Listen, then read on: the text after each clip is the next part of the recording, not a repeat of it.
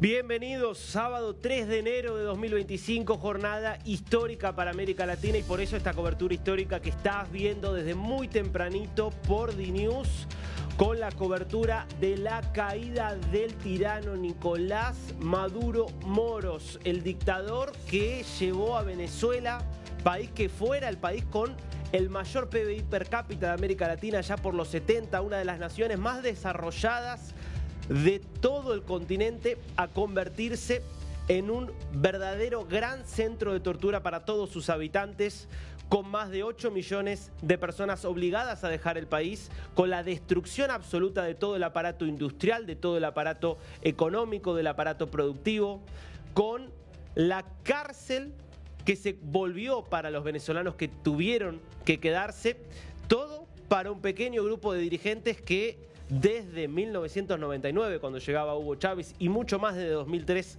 cuando Nicolás Maduro tomaba las riendas del régimen, hicieron lo que quisieron y parasitaron los recursos de esta nación, una de las más ricas de América Latina, hoy convertida en una de las más pobres.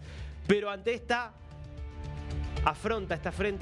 este hecho realmente histórico que es la caída de Maduro, la captura en una operación nunca antes vista, por lo menos no en nuestro continente. Una operación que parecía realmente de ciencia ficción y que logró algo que pocos creímos, y me incluyo acá, que era posible, que es ingresar justamente a Venezuela con el nivel de custodia que había hoy sobre Nicolás Maduro, una custodia que estaba a cargo de venezolanos, pero sobre todo de miembros de la seguridad cubana, y capturarlo con vida para que esté en este momento en el USS Iwo Jima rumbo a Nueva York, donde desde 2020 ya hay un pedido de captura por narcotráfico. Vamos a tratar acá de entender la dimensión histórica de lo que pasó y vamos sobre todo a entender cómo fue posible esta operación de dimensiones cinematográficas. Primero, lo último, ya habló Trump, lo escuchaste, así vivió Donald Trump y su equipo el momento donde seguían en vivo esta operación histórica. Las fotos que acaba de publicar el propio Donald Trump. Fotos en donde vas a ver, detenete ahí un momento, así te cuento quiénes son los protagonistas de esta historia. Esta para mí es la foto más impresionante de todas. Una operación que duró unos 30 minutos de principio a fin, desde que comenzaron los primeros ataques hasta que lograron extraer a Nicolás Maduro y lograron sacar a todos los miembros involucrados en esta operación, que más allá de 6 heridos, no hubo bajas dentro de los estadounidenses, aunque sí hubo intensos combates con las fuerzas del régimen. Esta foto es la de Donald Trump y un personaje clave que se está ahí tomando las dos manos, impactado ante lo que estaba viendo. Es John Ratcliffe, el director de la CIA. La CIA fue clave en toda esta operación, clave, determinante, porque desde hace 4 meses, esto empezó el 2 de septiembre con el comienzo del despliegue militar histórico que llevó adelante Estados Unidos sobre el Caribe Sur para ir contra Maduro. Y en ese despliegue y en todas las operaciones que se realizaron y en lo que fue el golpe que permitió la captura de Maduro, fue clave el papel de la CIA recogiendo información en todo momento, pudiendo reconstruir el paso a paso, el minuto a minuto, en tiempo real de qué hacía Maduro. ¿Qué hacía Maduro? Entonces, esta fue una cooperación entre la CIA, de hecho, con información que ya podemos darte, de que la CIA tenía y tiene un miembro directamente del régimen, en el corazón del régimen, informándole todo el tiempo cada uno de los pasos. Por eso pudieron identificarlo a Maduro siempre, por eso pudieron saber con precisión cómo era la sala, cómo era la casa segura y cómo era la sala de seguridad dentro de esa casa segura donde se escondía Maduro con Cilia Flores. Por eso pudieron entrenar y ahora te vamos a mostrar cómo fueron los entrenamientos que realizó el grupo especial de la Fuerza Delta que llevó adelante esta operación. Entonces, acá un papel central, el de la CIA, John Ratcliffe por eso a un lado, y del otro lado Marco Rubio, que fue el ideólogo de alguna forma de toda esta operación, que es el que ves allí a la derecha de la pantalla, a la izquierda de Donald Trump, que no solo es el que viene pugnando por la salida de Maduro desde hace muchos meses, desde hace muchos años, sino que va a ser hoy quien estará coordinando a la fuerza Parate ahí, porque acá están todos los protagonistas. De izquierda a derecha te cuento quién es quién. A la izquierda, Pete Hegseth, el secretario de guerra. Es el jefe político de las Fuerzas Armadas. Bueno, acá obviamente fue una operación de las Fuerzas Armadas. Allí, John Ratcliffe, de pie. A su derecha, o a la izquierda de él, a la derecha en la pantalla, lo ves a Marco Rubio, el secretario de Estado, que va a ser además quien va a coordinar a el nuevo gobierno venezolano, porque lo que dijo Trump en la conferencia de prensa que dio, que estuviste viendo recién, es que Estados Unidos se va a hacer cargo de Venezuela por un tiempo y que eso se va a desarrollar por una coordinación entre miembros del gobierno estadounidense liderados por Marco Rubio y miembros del régimen venezolano aparentemente liderados por Delcy Rodríguez, porque lo que contó Trump en esta conversación es que Delcy Rodríguez aceptó hacer todo lo que tenga que hacer para lograr que Trump esté tranquilo y esté contento. A la derecha en esta pantalla también esta imagen es muy importante, porque el que ves en el extremo, acá pegado al lado mío, es Stephen Miller, otro de los hombres clave dentro del gobierno de Donald Trump. Es el vicejefe de gabinete, pero el cargo real es mucho más importante porque es uno de los principales asesores de Trump desde hace muchísimo tiempo, ya de su primer gobierno, y es un MAGA 100% MAGA. Es decir, 100% con la idea de Estados Unidos primero, un crítico ferviente de todas las intervenciones de Estados Unidos en el extranjero y sin embargo, uno de los que termina convenciéndose de que esto era en el interés de Estados Unidos. Es, por lo tanto, haber podido convencer a Stephen Miller fue clave para haber podido convencer a Donald Trump de que esta operación tenía sentido realizarse. Bueno, estas son imágenes que acaban de conocerse, acaban de darse a conocer al mundo, de cómo el equipo de Trump en esta Situation Room montada en Mar-a-Lago, en su residencia de Florida, estuvo siguiendo en tiempo real esta operación que duró 30 minutos y que empezaba de esta manera. Empezaba con bombardeos masivos a gran escala en distintos puntos de Venezuela, por lo menos 4 estados. Esto, te voy a decir, siempre la hora local, siempre la hora venezolana. A la 1:50 de la madrugada comenzaban las primeras explosiones.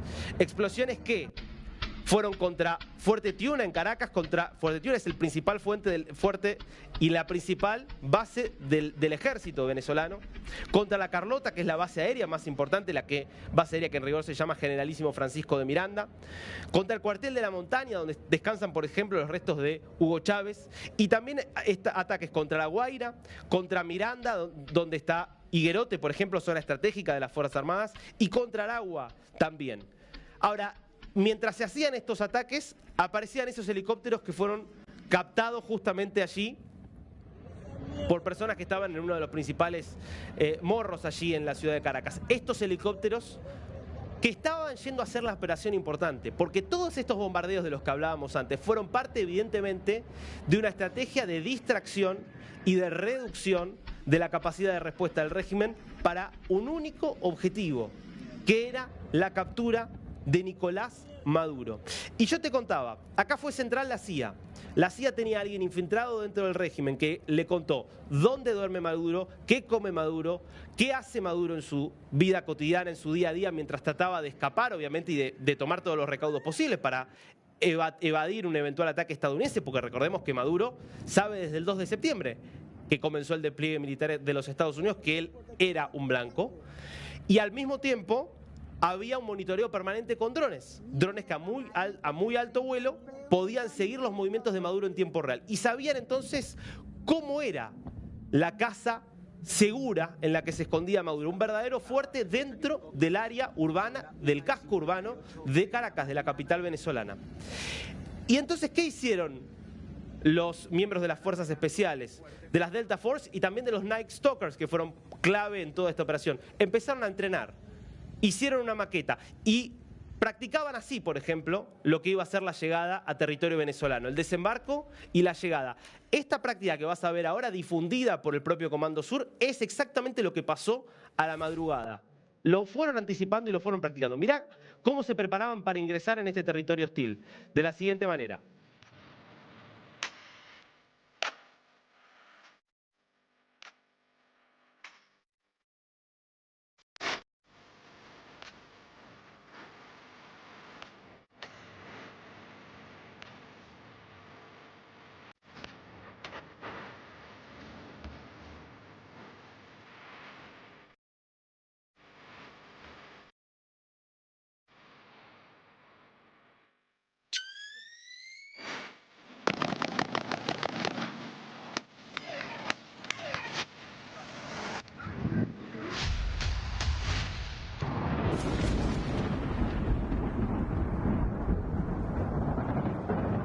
Y así ingresaron en un ejercicio que además contó con el despliegue, escucha bien, de 150 aviones. Ahora te voy a contar avión por avión cuáles fueron los que participaron de esta operación. 150 aviones en simultáneo, desde bombarderos hasta aviones caza, hasta aviones de guerra cibernética diseñados, todo para anular las defensas venezolanas, para confundir a los miembros del régimen y para generar una cobertura que permitiera que el grupo de la Fuerza Delta que ingresara a territorio venezolano, que pisara las calles peligrosísimas de Caracas, pudiera entrar, agarrar a Maduro y llevárselo sin sufrir ninguna baja. Y te decía, sabían dónde se escondía Maduro.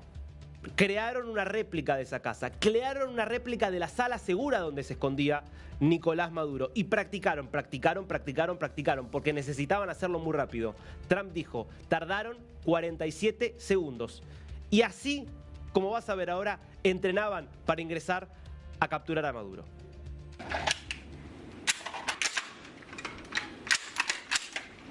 Yeah.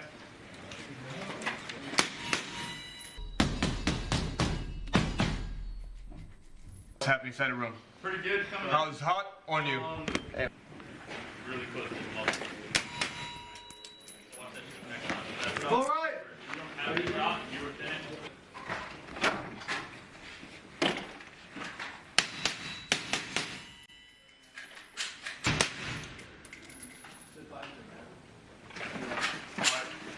Who's next? Hey, so Brad, why did you even come off that?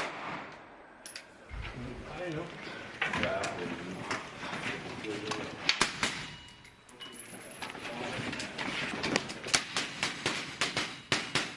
Short room. Get that one. All right. Mark.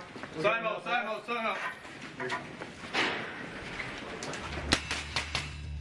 Contó Donald Trump que en la habitación en la que dormía Maduro con Cilia Flores se encontraba, había una puerta de acero que ingresaba y daba justamente a la sala de seguridad, que Maduro llegó a ingresar a esa sala, pero que no pudo cerrar la puerta porque antes que eso los miembros de la Fuerza Delta lo capturaron. Entonces Maduro no se resistió, se entregó, diferencia con Bin Laden que sí trató de en su momento ejercer resistencia, y de hecho los Navy SEALs, que son el otro gran grupo de fuerzas especiales que tiene Estados Unidos, los Navy SEALs y la Fuerza Delta, en ese caso los Navy SEALs mataron a Bin Laden y se llevaron directamente el cuerpo en una operación con bastantes puntos de similitud, con la diferencia de que en ese momento los Navy SEALs ingresaban a una vivienda muy protegida, una fortaleza verdaderamente que era la que tenía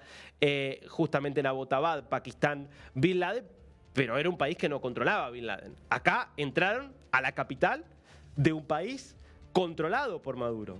Por eso la operación era muchísimo más compleja que la operación necesaria para capturar a Bin Laden. No hay muchos antecedentes. Hoy la sensación era que Maduro se había entregado, que había pactado su entrega por las características que tendría que tener esta operación. Bueno, a medida que van pasando las horas, vamos teniendo información que nos muestra que no, que efectivamente hubo una operación de características impresionantes realmente y que genera muchos interrogantes. ¿Cómo hicieron para ingresar y sobrevolar, por ejemplo, los miembros de esta unidad especial que tuvieron que entrar a la casa, entrar al terreno? Bueno, se estuvieron preparando con helicópteros que tienen la capacidad precisamente de volar en espacios absolutamente complejos. Son los Little Birds acompañados y escoltados por Black Hawks. Estos habían sido divisados en el Caribe hace algunas semanas. Estos son los Little Birds. Son helicópteros muy pequeños. El que está a la derecha de todos es un Black Hawk, que obviamente sirve de soporte. Pero mira cómo vuelan estos helicópteros. Así los sacaban a Maduro. Mira la capacidad que tienen. Son pensados para el movimiento de fuerzas especiales y la extracción eventualmente de algún blanco que quiera ser capturado. Nosotros te veníamos contando cuando íbamos viendo estos entrenamientos que realizaba Estados Unidos, que realizaba el Comando Sur, que efectivamente se estaban preparando para algún tipo de operación especial. Para eso la presencia de este tipo de helicópteros, para eso la presencia de buques de apoyo logístico como es, por ejemplo, el Ocean Trader.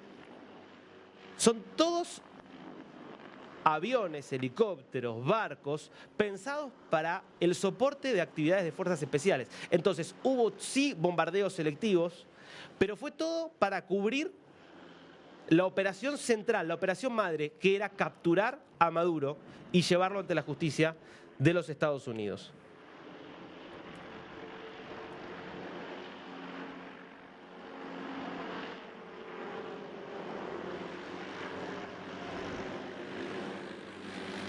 ¿Y a dónde lo llevaron estos helicópteros? Bueno, te decía, por aire tenía 150 aviones sobrevolando al mismo tiempo. En el agua tenías más de 15 buques de distintas características. Uno de los primeros buques que nosotros te dijimos son indicio de que Estados Unidos va a hacer un ataque era este. El buque Iwo Jima es uno de los primeros en desplazarse. Es, en concreto, un buque anfibio. ¿Qué significa que sea anfibio? Bueno, como su nombre lo indica, pensado para actividades marítimas y para actividades terrestres, no porque vaya a moverse por tierra, pero porque está pensado para desembarcos. Está pensado para llevar también a Marines, por ejemplo, que puedan utilizar y realizar tareas de asalto en tierra. Es un buque que está en servicio desde el año 2001, que está pensado, insisto, para desembarcos anfibios, que trabaja con helicópteros, lanchas y aviones que pueden estar dentro de su cubierta, con aviones F-35, con helicópteros como los que veías recién. Estamos hablando de un buque de 40.000 toneladas en términos de desplazamiento, 257 metros de eslora y una tripulación de aproximadamente 1.000 marinos a bordo, con además marinos, es decir, marineros, 1.000 y además entre 1.600 y 1.800 infantes de marina, es decir, marines pensados para actividades en el terreno. Tenemos la imagen de Maduro, después podemos ver la imagen de Maduro adentro, ahí la vemos chiquitita, Maduro capturado. Bueno, esa imagen chiquita de Maduro, que ahora la vas a ver grande, es dentro de ese buque. ¿Tenemos ahora las imágenes de cómo es por dentro este buque?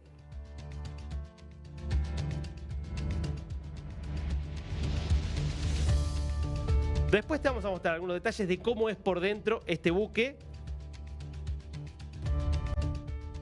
que es parte del despliegue que está llevando adelante Estados Unidos. Ahora, ¿por qué?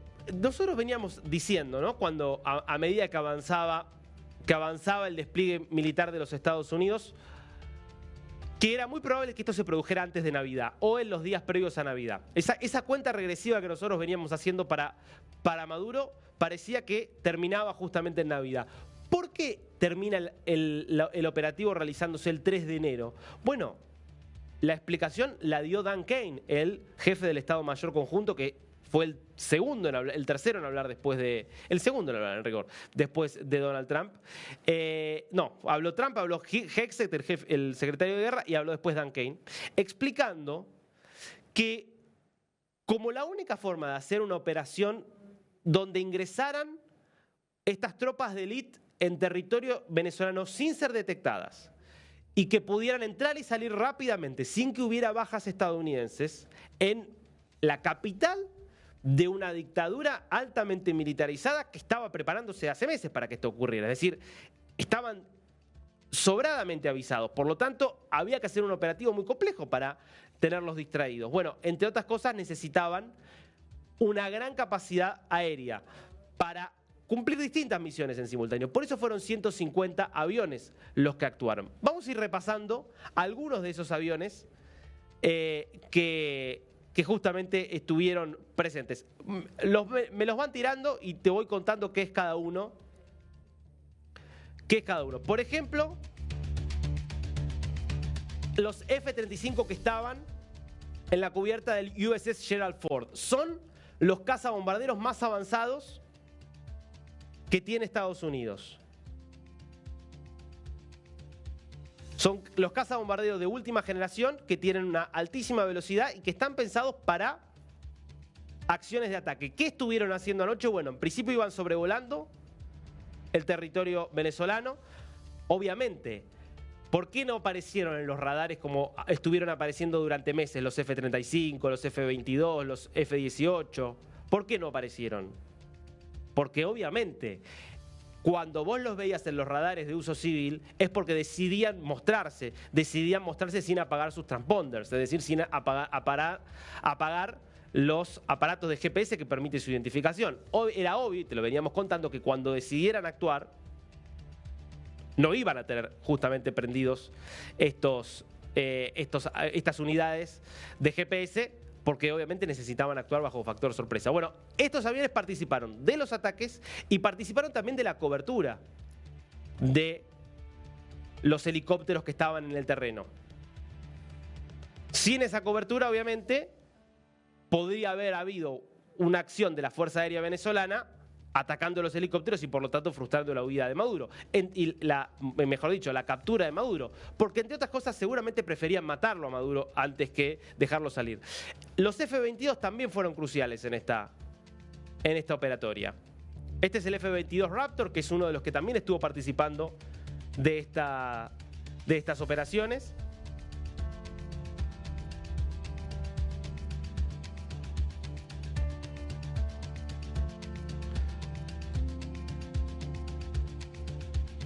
El F-22 tiene características similares al F-35 y es parte también de los buques que están, de los aviones que están en el buque portaaviones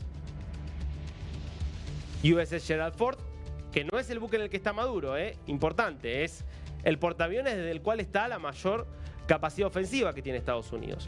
Partieron desde 20 bases aéreas diferentes estos 150 aviones que participaron del operativo.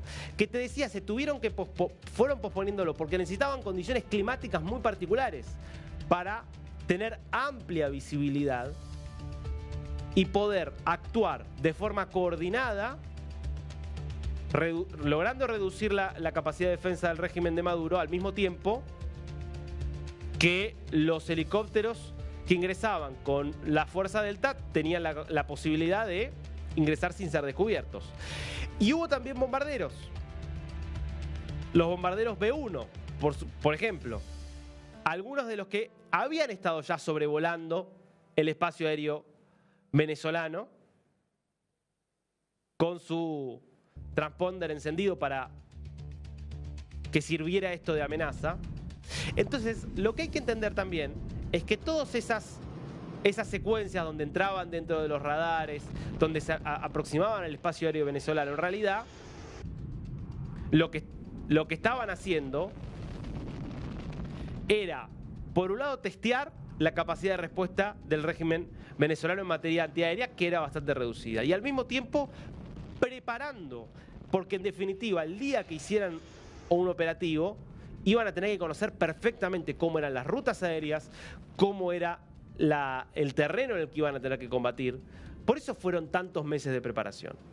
Y por eso lo tuvieron que posponer casi 2 semanas. La autorización ya la había dado Trump en noviembre.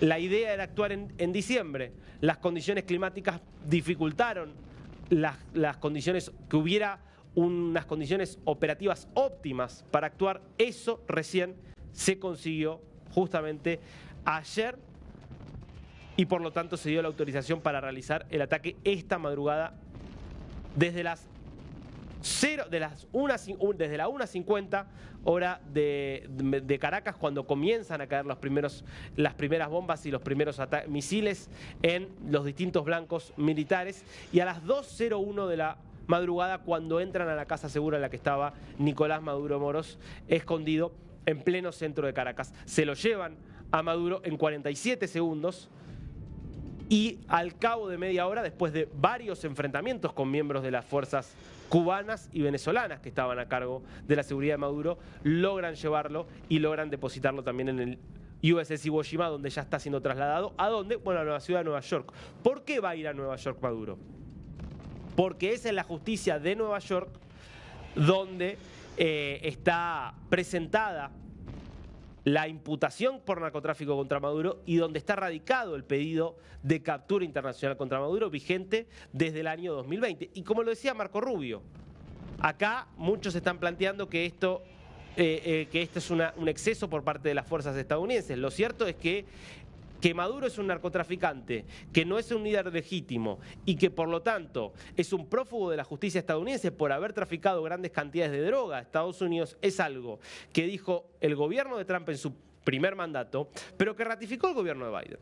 Porque durante el gobierno de Biden no se cayeron los pedidos de captura contra Maduro, ni hubo nunca un reconocimiento de que Maduro era el líder legítimo de Venezuela, más allá de los diálogos que hubo durante el gobierno de Biden, diálogos que también existieron durante este segundo gobierno de Donald Trump. Bueno, esta es la naturaleza central de la operación, a la que habría que agregar también un papel decisivo de los EA-18 Growler, que son aviones modificados de los F-18 que también participaron, que son aviones cazabombarderos. Los EA-18 Growler son esencialmente aviones dedicados a la guerra cibernética, aviones pensados para inhibir señales enemigas, para confundir a los sistemas de rastreo de las fuerzas enemigas y justamente dejarlos inermes e indefensos ante una ofensiva. Esto es parte entonces de lo que fue un operativo nunca antes visto, un operativo para sacar a un dictador dentro de una estructura militar que él mismo controlaba, inserto y refugiado en la capital del país, con todos los sistemas de seguridad a su disposición y con todas esas salvedades, sabiendo además este dictador que lo iban a ir a buscar, Estados Unidos logró sacarlo, capturarlo, ya está en ruta hacia los Estados Unidos. Es una operación que nunca se había visto en América Latina y que, como dice y como dijo hoy Donald Trump, evidentemente solo las Fuerzas Armadas de los Estados Unidos están en condiciones de hacer. Claro, estaban en condiciones de hacerlo, pero esa fuerza hasta ahora Estados Unidos muchas veces decidía no utilizarla. Con Trump la decisión está tomada. Estados Unidos va a utilizar toda su fuerza y la va a desplegar principalmente en el hemisferio occidental y en el continente americano, que es su área de influencia. Lo que estamos viendo, y lo dijo también Donald Trump, es que volvió la doctrina Monroe, ahora doctrina Donroe. Lo dijo el propio Trump hoy y nosotros te lo venimos contando acá desde hace muchísimos meses. Ya no hay lugar en la concepción que hoy tiene Estados Unidos del poder para Nicolás Maduro.